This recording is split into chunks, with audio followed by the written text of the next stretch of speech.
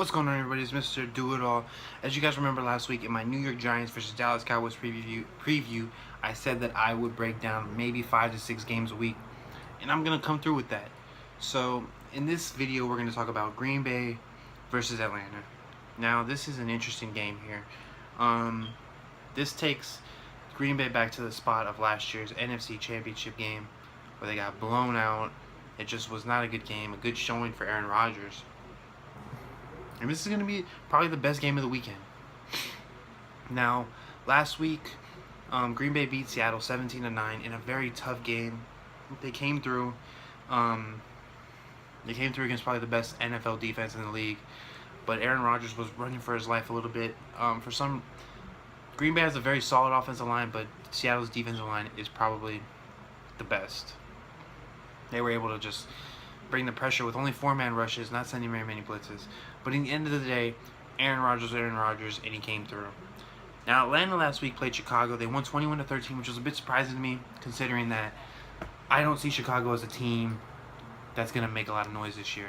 I understand that Atlanta has a new offensive coordinator and a new defensive coordinator, so there are going to be learning curves. You do have training camp for that, but you sometimes take that into this regular season as the season goes on.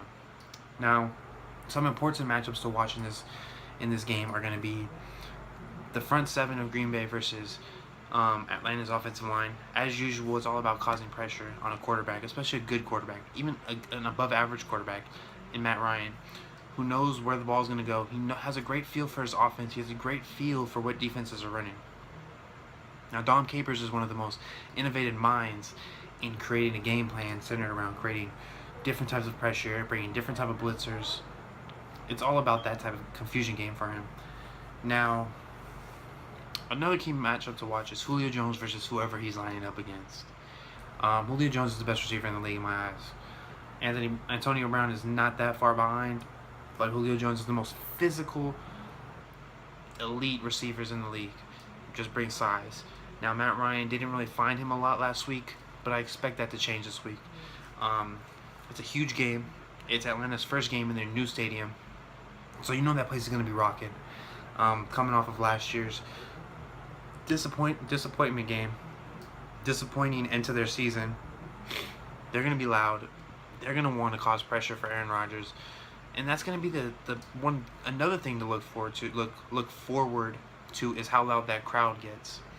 What type of noise they're able to make Rodgers have to slow the game down, make different adjustments, work late into the play clock. It'll be interesting to see. Now, another thing to watch for is Green Bay's offensive line versus Atlanta's ability to get pressure. Atlanta has a very solid pass rushing team. They can get after you with different guys, led by Vic Beasley.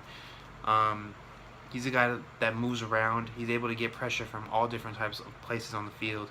So look at that. Look where he lines up. Keep an eye on 44 on the Atlanta defense.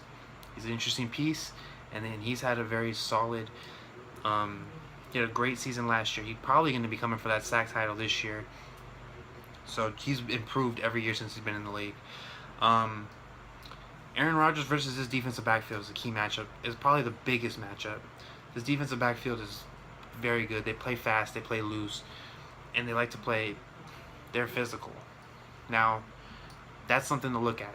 Aaron Rodgers is a master at drawing dudes off sides, getting teams caught up and having 12 men on the field or 10 men on the field or whatever, getting a free play. That's something to look at. Aaron Rodgers gets that about once a game, one free play. Every single game, one free play at least. And he normally connects on it. It's crazy. He did one last week. He caught Seattle with 12 men on the field, threw a touchdown pass to Jordy Nelson. That was pretty much the game-sealing touchdown, the game-sealing score right there. So look at that. Another thing, these two teams probably do know each other. Now, Mike McCarthy has been the head coach for a number of seasons now. I was reading something earlier this week where it doesn't look like he's changed up his playbook much.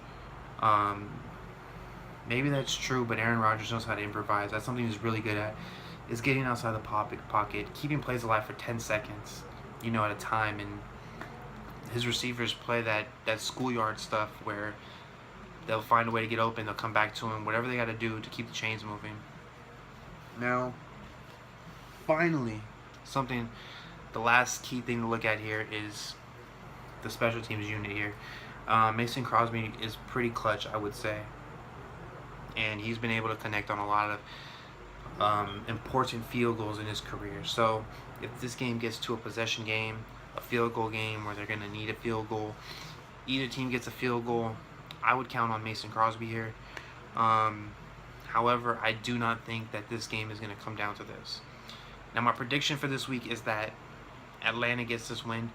Atlanta will go to 2-0, I believe, and Green Bay will go to 1-1. No slouch, not sliding Green Bay in any way. I just feel like it's the perfect storm for Atlanta. Green Bay played a tough physical game last week with Seattle, and Seattle was hounding Aaron Rodgers. He was running all over the place. I saw him grimace a few times, and it did not look good.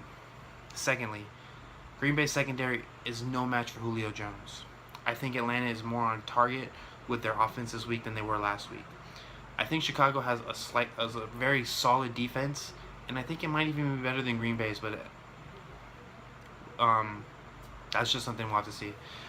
And thirdly, Julio Jones is coming for a breakout game this week. Why? He didn't get targeted that much last week. He didn't come through with a lot of catches. It'll be interesting to see how Matt Ryan gets him involved. Now, my prediction for this game is going to be a 35-24 win for Atlanta Falcons. Reason being for those reasons above. And last thing that we're going to go over is reasons why each team will win. Or could win. Green Bay wins because they're able to keep Atlanta off the field. Aaron Rodgers has a great game. And great game meaning he's like 28 or 30 of 34, 30 of 37, 350 yards, 3 touchdowns, no turnovers.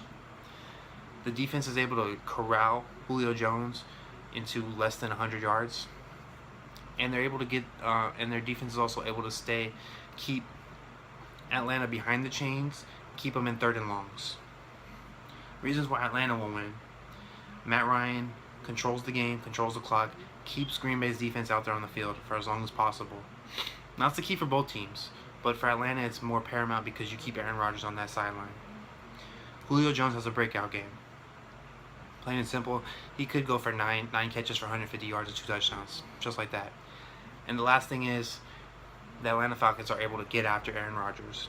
And by get after Aaron Rodgers, I mean hit him 8 to 10 times, sack him 3 to 4, and keep him under pressure all game running for his life. That's just my quick preview. Let me know what you guys think. I'm out. Thanks for watching. Peace.